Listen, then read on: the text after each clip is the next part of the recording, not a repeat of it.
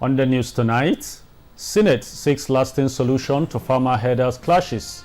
House of Representatives seeks toll exemption for military, just as some lawmakers impeach Cross River State House of Assembly Speaker.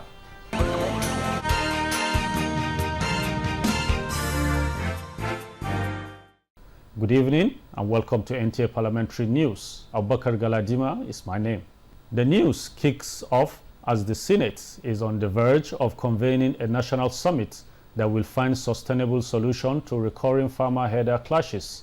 The lawmakers noted with sadness that these clashes have over time caused the nation huge losses of life and properties.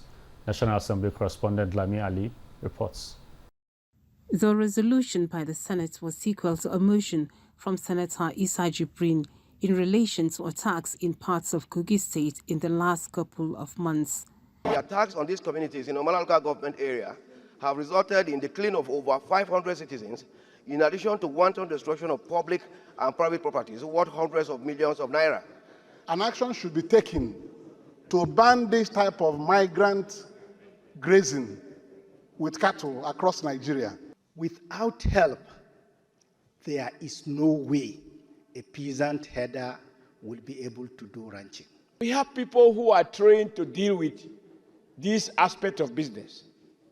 What do we do differently? Because we were not always like this. Farming activities will be very difficult for them. And this will go a long way to even affect food security in our country.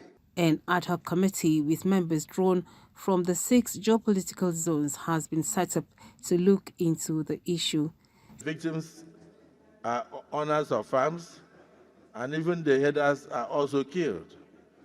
And therefore, there is need for us to find a way to bring total peace so that communities can live in peace and return to their various domains. Senate has also urged authorities to resolve the boundary disputes between communities in Abia and Cross River states to restore sanity, as a minute's silence was observed in honor of those killed. Brothers rise against brothers just because of boundary disputes. I think we must summon the courage to also raise a very critical solution on the issue of boundary disputes. Plenary featured second reading of the bill to establish Federal College of Fisheries and Aquatic Sciences in Toto, Nasarawa State, sponsored by Senator Aliu Wadada. The establishment of the College of Fisheries and Aquatic Sciences will contribute to the development of skilled manpower in the fisheries and aquatic sector, thereby addressing the current shortage of qualified personnel. More technologies will be developed. We now have experts in fisheries and aquaculture.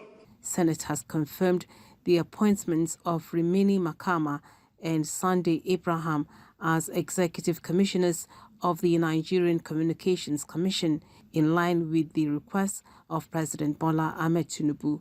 From the National Assembly, Lami Ali, NTA News.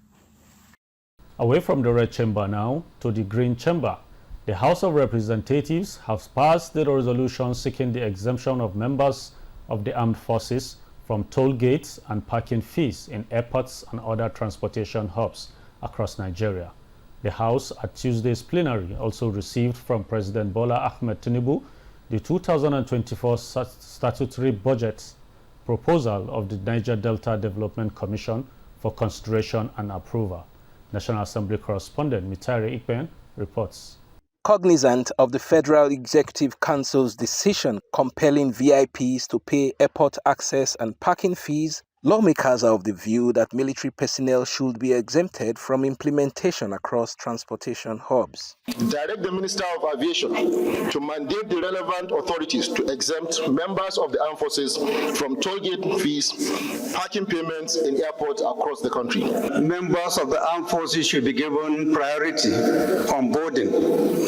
I think it is a practice I know that is applicable in some developed countries like America. The House also expressed concern over poor radar and radio communications equipment at the nation's airports. The House is worried that the abysmal state of radio and detection radar, otherwise called radar system, which present a disaster awaiting to happen, often laborious and fail at critical time when the need arises. Lawmakers received President Tinubu's request for expeditious consideration and approval of the 2024 statutory budget proposal of the Niger Delta Development Commission.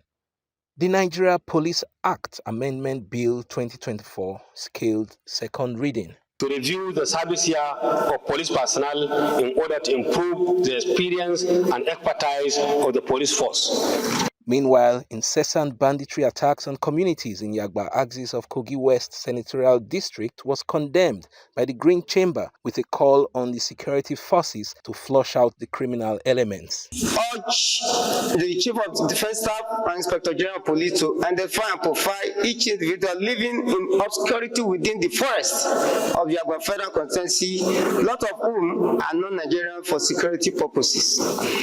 3. Further urge the Inspector General of Police to carry out a comprehensive mop-up of all arms, ammunition, AK-47, cutlasses, and other weapons in their possession, in the possession of the others and individuals within the constituency. Lawmakers also passed for second reading the Code of Conduct Bureau and Tribunal Act Amendment Bill seeking to remove spouse from the list of persons required to declare their assets. From the National Assembly, Mitaire Ikben, NTA News. Meanwhile, the House Committee on Public Procurement has invited the Accountant General of the Federation to provide clarification on payments made to contractors handling projects in the Ministry of Women Affairs and Social Development. The decision was reached after the Minister of Women Affairs and Social Development, Uju Kennedy Ohanenye, appeared before the committee to respond to allegations of financial disbursements to pseudo-contractors in the ministry in recent years. It is incumbent upon the committee in charge of procurement to come to their rescue by asking the ministry to reverse the 510 million from the wrong accounts that the money were paid to. I can't even allow any misappropriation. But unfortunate thing is that Ministry of Women Affairs has been like blacklisted. Even UN blacklisted us before I came. UNICEF today can't pay any money. They raised for women and children $1 billion without the ministry getting anything. That's why I refused to sign any paper for them this year. They said they blacklisted them because of the way and manner they were behaving before. The committee requested the permanent secretary of the ministry and other relevant directors with institutional knowledge to accompany the minister at the next hearing. In another development, the National Commission for Nomadic Education has submitted a memorandum on ways to improve, strength and sustain nomadic education in the country as an avenue towards equipping the nomads with sound and quality education, improving their livelihoods as well as fighting insecurity. This was during an interactive engagement with the House of Representatives Committee on Alternative Education. National Assembly correspondent Issa Mohammed has more. Nomadic education was introduced to provide nomad students with sound and quality education in every discipline for them to be integrated into the society. Statistics show that there are more than 7,000 nomadic schools and 12,000 teachers across the country, with 2,700 pupils learning and grazing at the same time. It is on this backdrop that the Nomadic Education Commission forwarded this memorandum on strengthening and sustaining nomadic education. Effect of either merging or scrapping has some attendant consequences. We have over 12,000 teachers across the country. What will be the effect? We have over 7,000 schools. What will be the effect? We have trained staff that can move in all those nooks and crannies to get to those destinations and then give them the desired education they want. The idea of initiating nomadic education is to provide them or to equip them with a knowledge that will enable them to boost the particular sectors of this economy that we are all proud of it. And I believe we know quite all right the position of the livestock in Nigeria in terms of our economic development. The committee assured the Commission of Quality legislation to ensure all children from whatever background are ground. With your proposal and with your request you brought to the floor of the House today, I believe this committee will see to it and will do all the necessary things we need to do. Even if at the end of the day the agency doesn't exist, the basic thing we are talking about is how the reflection of the success will go into the numbers and benefit what is supposed to benefit across the country. The engagement is coming as the government is planning to merge the Nomadic Commission with relevant agencies, which many kicked against the merger. From the National Assembly, Issa Muhammad, NTA News. For effective and efficient administrative management in line with best global practices, the National Institute for Legislative and Democratic Studies is engaging national and state assemblies, legal officers, and drafters in a 3-day capacity building workshop. National Assembly correspondent Issa Mohammed again reports. The training is to equip participants with more knowledge on effective management and administrative structure for efficient and effective service delivery. Director General of the National Institute for Legislative and Democratic Studies, Professor Abubakar Suleiman, advised participants to take advantage of the training for skills development that will be impactful in supporting the legislature. The workshop is aimed at equipping you with necessary knowledge, skills, and experience that will support effective and efficient running of the legislature at both national and subnational levels. I want to implore every one of you to please actively participate in the various sessions, as well as share your ideas and perspectives on critical issues that affect your day-to-day functions in the legislature. The workshop also availed the legislative personnel from various states the opportunity to share experience. In Abuja, Issa Muhammad, NTA News. The House of Representatives says enhancing effective oversight of national security and intelligence sector in Nigeria requires specialized training with advanced communication technology, as well as multifaceted approach in achieving a safe and secure nation. This was the focus of an interagency workshop convened by the House of Representatives Committee on National Security and Intelligence.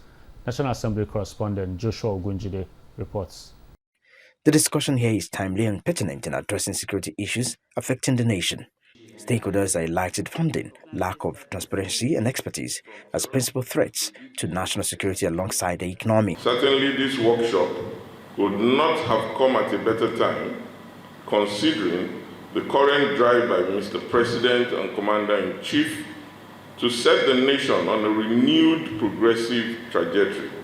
We strive to strengthen our nation's security and intelligence apparatus. Let it be known that we recognize the crucial role that effective legislative oversight plays in ensuring accountability, transparency, and good governance. I humbly request the Honourable Speaker to consider expediting, and Honourable Members as well, expediting the passage of the Money Laundering Prevention Amendment Bill and the Terrorism Prevention and Prohibition Bill, which will provide additional measures to ensure that terrorists, money launderers, and other criminals cannot exploit our financial system. The kind of assignment we are doing now is one of the ways in enhancing expertise, capacity, and giving information to people who need them. Declaring the workshop open, Speaker Tajuddin Habas, represented by the Deputy Majority Leader, maintained that effective oversight is fundamental in building accountability and trust in the security sector. Effective legislative oversight of the national security and intelligence sector requires a concerted effort to bridge the gap in technical competence among legislators, understand the intricacies of security agency operations, address existing challenges through proactive measures, and seize opportunities to strengthen oversight mechanisms for safeguarding national interest. In the coming days, the committee pursuant to its mandate of oversight in all matters related to any organization or agency established by law for ensuring the security of the Federation The dialogue further deliberated on organized crimes, drugs, proliferation of light weapons, smuggling, cybersecurity threats, and terrorism financing. In Abuja, Joshua Gujide, NTA News.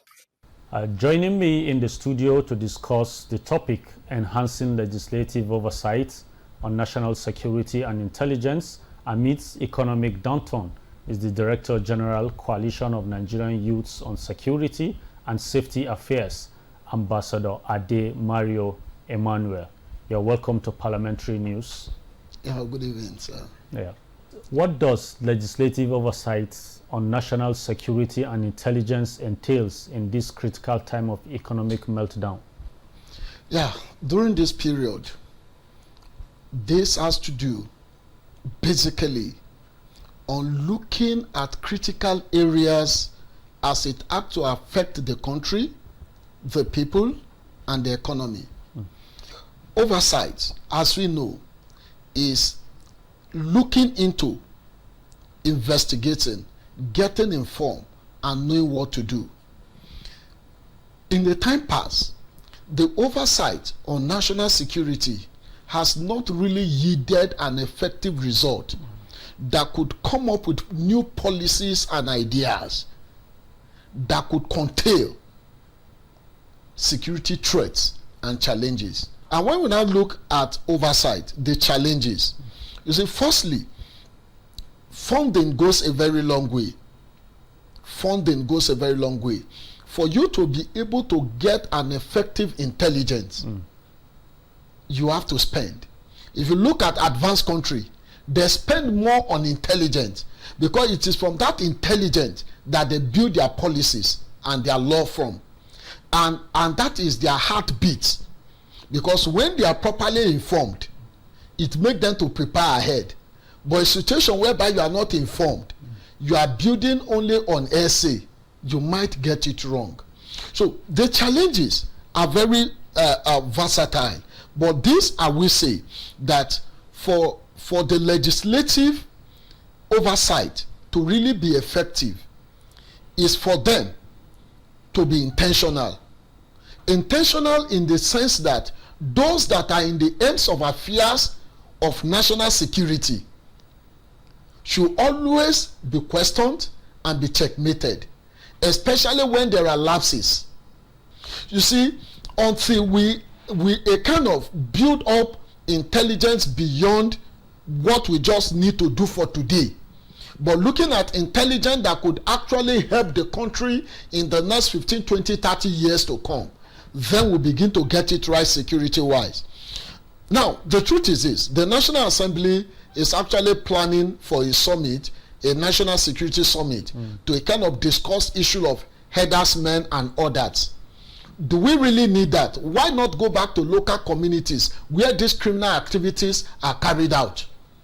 There are young people there, there are chiefs there, there are kings there, who knows their people very well, who knows those that has that attribute of committing such crime. Engage these people, use them as tools to engage their fellow other criminals, and before you know, you begin to get it right as a country. Okay, Ambassador, how can such oversight on this sector be more effective than what we have at the moment? Now, for it to be more effective, we've always agitated that youth inclusiveness goes a very long way. There are basic, let me say, two arms of the Nigerian youth and the student body, which is the National Youth Council of Nigeria and the Nigerian Youth Parliament. Then, at the level of students, we have the NANS. Now, for you to really fight crime and for you to really be able to have an effective oversight, you need these people, because they are the ones that are everywhere at a particular time. But our senators, from the office to their house, some of them don't patronize local bars. It is these young people that patronize local bars. It is them that get more information than they do. There is need, if really an effective oversight on national security can be effective, this set of people are needed. Then, coming in again, being intentional goes a very long way. How sincere is the oversight?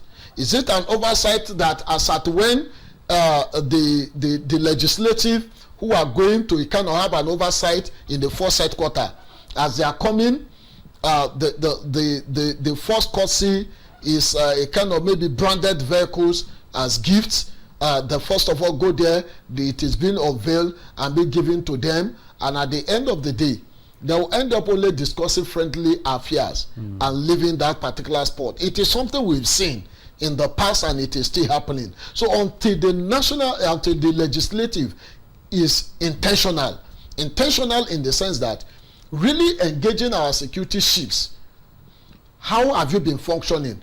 Tell us your results so far. What and what do you need to work? Today, myself and you knows that it is difficult for you to get to any outpost today, security outpost today, and you see an effective and functional healers that could go after criminal. So these are part of area that our legislators should be looking into when they go for oversight. Look at the lapses, look at the loopholes, look at what they want to function well, then bring it on board and build policies on it. Then we'll begin to get it right as a country, because now security will now be more effectively expanded to the grassroots. Today, we are hearing about state police, clamoring for state police, that it is state police that can actually secure the community. The question now is, if our oversight has been working so far, and if the legislative oversight has been functional, it should be a thing that should be known before now, that the state governors has not judiciously been making use of their security votes. If the security vote has been effective, there will not be insecurity in local communities that now grows to state and local government.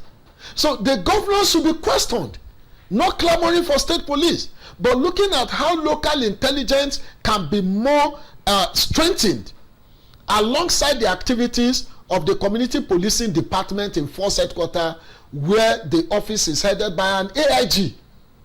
Okay, well, that's very rich information that we have there. Thank you very much, Ambassador Mario, for being our guest. Thank you so much. Yeah. Time now to pause for some messages. The parliamentary news continues with stories from the state assemblies shortly. Are you looking for a short channel to make your business, goods and services go viral? Look no further, as NTA Parliament is your short channel. Take advantage of our wider reach and advertise your products and services on NTA Parliament DSTV channel 370, GoTV channel 126, StarTimes channel 306, and Free TV channel 706. For more inquiries, contact the Marketing Department, NTA Parliament, NTA Headquarters Area 11 Garki Abuja, or call these numbers 080-383-40464 or 080-770-78055. NTA Parliament, strengthening Nigeria's democracy. You're watching Parliamentary News, reaching you from NTA Parliament Abuja. You can still, follow the platforms on the screen for more updates. Reports reaching us indicates that the Speaker of the Cross River State House of Assembly, Elvet Ayambem, has been impeached by some of his colleagues on alleged gross financial misconduct. The development followed a motion for removal of the Speaker moved by the member representing Calabar South, Effiong Ekarika, seconded by the member representing Bekwara State Constituency, Omang Charles, of which a vote of no confidence was passed on the Speaker. The impeachment, supported by majority of the members, also accused the Speaker of incompetence and wrong conduct of parliamentary proceedings, total failure to convene leadership meetings, and more. After the impeachment, the mace was taken away. We'll bring you details in our subsequent bulletin. Former Head of State General Abdulsalami Abubakar has urged the political leaders in the country to maintain the established zoning arrangement, which he said has stabilized the polity. The former Head of State gave this indication when he received members of the Niger State House of Assembly, led by the Speaker Abdul Malik Sarkindaji. Musa Mikhail reports that the members had earlier visited former military President General Ibrahim Badamasi Babangida. The visit by the lawmakers is aimed at familiarizing with the former military president and former head of state and also seek their wise counsels on governance. General Abdulsalami Abubakar, who appreciated the visit, enjoined them to feel free to call on him at all times. The former head of state urged the lawmakers to continue with the existing harmonious working relationship with the executive that has brought about good governance in the state. Certainly, if there is a squabble between legislature and the executive, certainly there wouldn't be any progress in the state. But I'm happy so far, so good.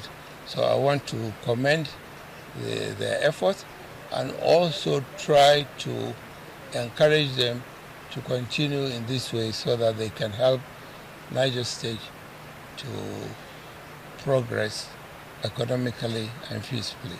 Speaker Abdul Malik Sarkindaji reiterated that they will continue to seek their wise counsel, especially in regards to good governance in the state. We are benefiting from the fruit of their own labor. They have stabilized Niger State for us, and that's why we always have to be resorting back to them for advice and guidance. This is the first official visit by the lawmakers to interact with the former heads of state. In Mina, Musa Mikhail, NTA News. In a quest to liberalize the real estate sector and ensure that documentation and land acquisition in the states meets global standards, the Lagos State House of Assembly is deliberating on a bill for a law to establish the Lagos State Geographic Information Service, Bill 2023. This necessitated a one-day public hearing to receive memorandum from stakeholders and interested individuals organized by the State Assembly Committee on Fiscal Planning and Urban Development. Musa Toilet completes these reports. Effective data harmonization and management system ensure adequate planning by government, which in turn takes good governance to the doorsteps of the citizenry in any given society. The bill for a law to establish the Lagos State Geographic Information Service is therefore aimed at digitizing processes of government to boost confidence of investors in the state. From our perusal of this bill, the need to encourage stakeholders and the public to present memoranda for consideration before the final passage of the bill, which has killed the second reading on the floor of the State Assembly, necessitated the gathering. It says coordinate and provide geospatial information systems and related activities throughout the state. We bring to your notice that this kind of conflicts with the Survey Coordination Act. We suggest that our agency is put as a member of the board, because being the land bank of the state, when decisions are taken and the land bank of the state is not even aware of what is going on and is not even making meaningful contribution in this, I hope the bill will consider this. The bill does not put into cognizance a situation whereby the person that ought to give the information willfully refused to give the information. Is there any penalty? I want to assure all the stakeholders here presently that Lagos State House of Assembly is fully prepared and ready to implement your contribution before it is eventually passed into law. Speaker, Lagos House of Assembly, Mudashiru Obasa, was represented. It is heartwarming that the idea is targeted at integrating governance with advancement in technology. There were reactions to the program. In terms of the physical development, you can easily monitor the physical development within the state so that we can manage at least land information much better for the state. That's what it is. So it's very welcome. Making this one easy, people will now invest more, it will attract investors from abroad also that will come and invest in Lagos. The Committee on Fiscal Planning and Urban Development is expected to report back to the larger house and lay its report on the outcome of the public hearing. In Lagos, Musa Toliat, NTA News. That concludes our news for this evening. For more updates, kindly follow NTA Parliament on the platform scrolling on your screen. Thanks for staying with us. Once again, I am Abubakar Galadima. Bye for now.